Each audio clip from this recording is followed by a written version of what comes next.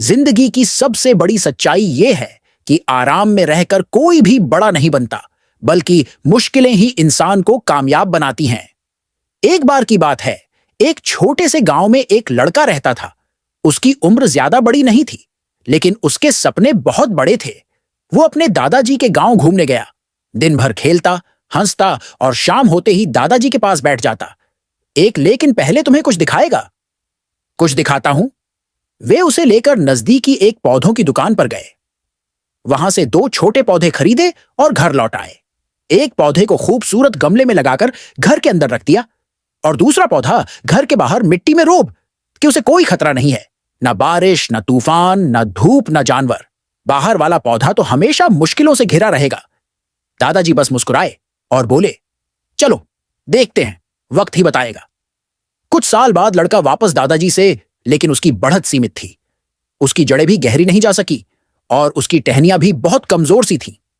फिर वे घर से बाहर आए, जहां वो दूसरा पौधा लगाया गया था। लड़के ने अपनी आंखों से देखा, वो छोटा सा पौधा आज एक विशाल थी। उसकी जड़ें गहराई तक मजबूती से फैली थीं और उसकी टहनियां मानो तूफान से खेलने को तैयार थीं। लड़का हैरान होकर बोला, लेकिन दादाजी, ये कैसे मुमकिन हुआ? इस पेड़ ने तो आंधी, बारिश, धूप और कितनी परेशानियां झेली होंगी, फिर भी ये इतना मजबूत कैसे हो गया? दादाजी ने उसकी आंखों में देखा और गहरी आवाज में बोले, बिल्कुल सही सोचा तुमने। यही मुश्किलें इस पेड़ की असली ताकत बनी। आंधियां आई, बारिश आ और मजबूत हुआ। यही सच इंसान की जिंदगी का भी है बेटा।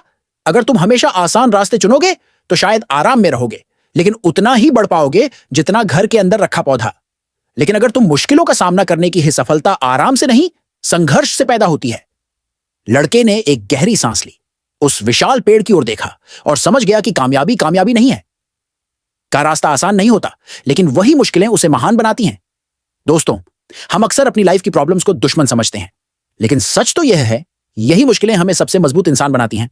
और अगर आपकी जिंदगी में कोई मुश्किल आ जाए तो उसे दोस्त समझें, क्योंकि मुश्किलों से ही इंसान मजबूत बनता है।